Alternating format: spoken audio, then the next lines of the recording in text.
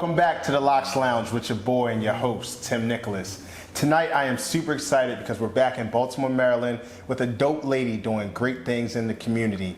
It's always good to be back in the city, the same city that raised me, but certainly really great to sit down with a black woman who epitomizes strength, courage, and wisdom. Appreciate that, India Ari. You know Thank you. You know what I'm saying? But nonetheless, a great show on tap. And tonight we have Miss Folami Ware. She is a great person I've known for a long time. Long time. Super long time. How you doing, Miss Folami? I'm good. How are you? Super great. And it's really good to have you on. Oh, that was good to be here. Hey, appreciate you coming on for sure. So, one thing that we talk about here at the L.O.C Lounge is, not only living to overcome cultural stereotypes, but we also talk about, being a lock professional. We talk about different things, and love your locks, by the way. Whew, and they've been through some things, so.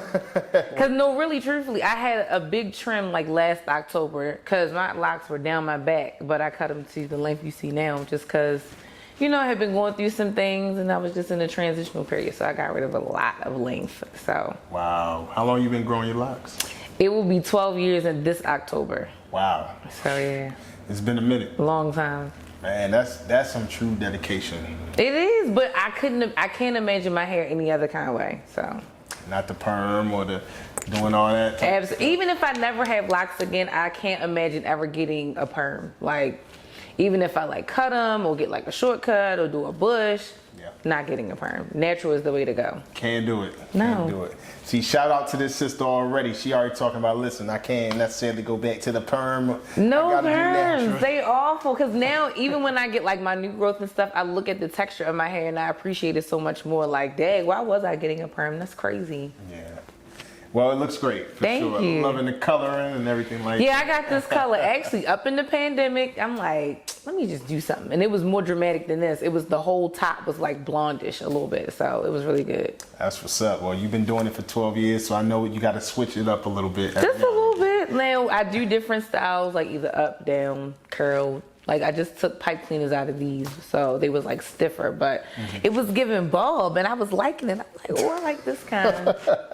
Hey, women with all of your hairstyles, it's really amazing how many hairstyles you can even pull out. Hair is endless, just like food. Like, you can do anything with hair. Like, I look at some things, I be thinking, all right, let me switch it up. Maybe I've been doing the same style for too long, but now it's like, no, we can do this. And especially on Pinterest, where you see like this big myriad of pictures all over the place, so.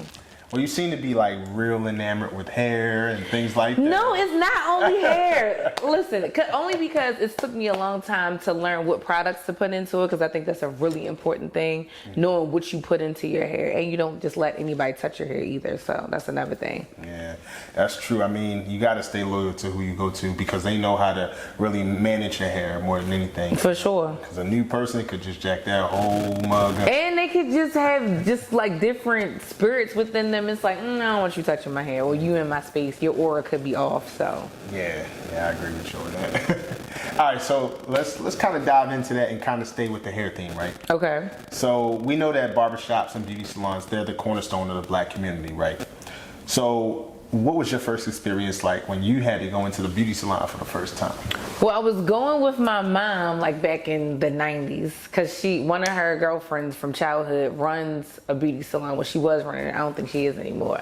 So it was like an all day thing. Like we would get there early Saturday morning and she got her hair done and I was getting my hair done. And like only in between times would my mother do my hair. Like, with the ponytails and the little balls and the twists and braids. And of course that night before Easter, so where you had to get their hair pressed and stuff like that. And it's like, please help, why? And all we knew was that hot comb and that grease. And it's like, oh, here we go.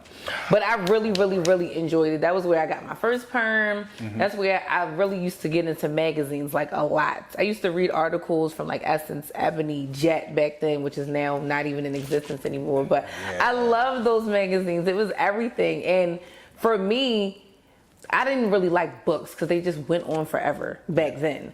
But then the articles, it's like, oh, this is like 3 or 4 pages. But I was reading, and I was reading about stuff that mattered to us. So it was a good experience. Yeah, just thinking about like Essence magazine or Jet magazine. Me as a brother going into the barbershop, of course, I was looking for the Jet Beauty of the Week. Oh my God. You know, but that was like the thing, though. I remember that. You know, I think it really it allowed women, even at the time, to celebrate Black excellence, because a lot of these women, Jet Beauty of the Weeks, they were well-educated women. They were doing their thing in their own communities and stuff. So I do kind of miss Jet. I know, and I remember that too, because it was like, oh, she works here. It's like accountants, lawyers, doctors would be the Jet Beauty of the Week, and it's like, yeah, that's what's under that like their uniform or their business attire, and it's like, yeah, we pretty too, like. That's right. Right, like, cause I think sometimes professionals can be looked at as like just stiff and having no style, or they don't have fun or something like that. But Jet Beauty of the Week showed you, like, no, like these people can, dress up and not only be about business all the time. Yeah, I agree. They can be relaxed. That's what I'm trying to get at. Super relaxing. Now you see those same type of thing where women, well-educated women, but hey, you still got to work hard, play hard type of mentality. Absolutely. You can be out here. And just chilling on the beach. I'm about to say, you can be out here living and traveling. Everything doesn't have to be like this big show, but it's like, yeah, be comfortable in your skin. I think that's what Jet Beauty of the Week was getting at too. It's like you don't only have to be covered up. You can be comfortable in your skin and show a little something. I agree with you on that. So, but what about the younger generation, right? You have a son, and I'm sure there's Saturday barbershop runs. Well, no, we normally go on Wednesday evenings. Actually, we normally go on Wednesday nights, and because that's Saturday. I've been on Saturdays, and it's not pretty. I try to stay away from Saturdays because yes, it does turn into all day. But weeknights are everything because we get in and out, and then we get to go home. There you go. So is tonight a night he has to be at the barbershop? No, tonight is not when he has to be at the barbershop. Next Wednesday we'll go. Okay. So even with that, with you having a son, right? Looking at the generation that we were in, where barbershops and beauty salons really meant a lot to us, right? Because you were able to go get, advice from your stylist or your barber, or give you fashion sense style, or be like your therapist in certain ways because they've been through certain things. Do you think that the younger generation really appreciates this type of, atmosphere with being in salons and beauty shops and things like that? They might. I'm not sure if it's the exact same way now because of social media. Social media has changed a lot of stuff. Like most of the time, and I'm guilty of it too, I'm sitting on my phone when I'm in the chair. However, me and my loctician do chop it up. So, and then my son's barber is so cool. Like he gives him $1 if he sits still the whole time at the end of the cut. Like he talks to him about school. He got to make sure he's doing his good grades. Tells him about karate, all that kind of stuff. So then that's another positive Black male role model that he sees. So I like that. I think it still does have an impact.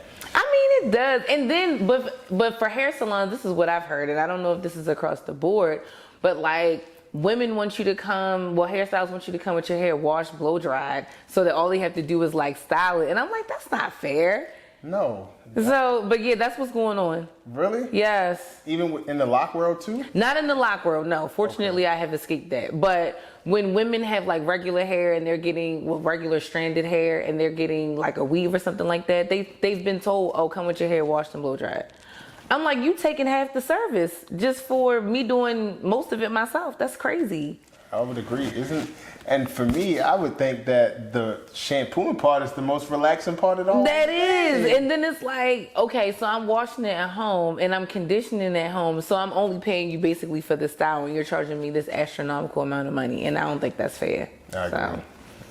All right, so stylists, if y'all hear that, from a client's perspective, stop double charging for only doing half the work. Absolutely, because women deserve to get the full service. Why are you only doing like the weave or the style or whatever? That's not right.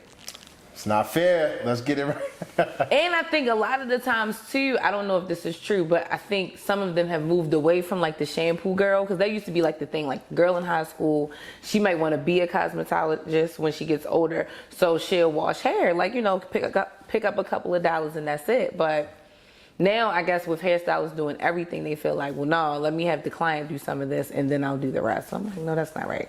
Nah, that doesn't add up. So Yeah, the math ain't mathing. math ain't mathing.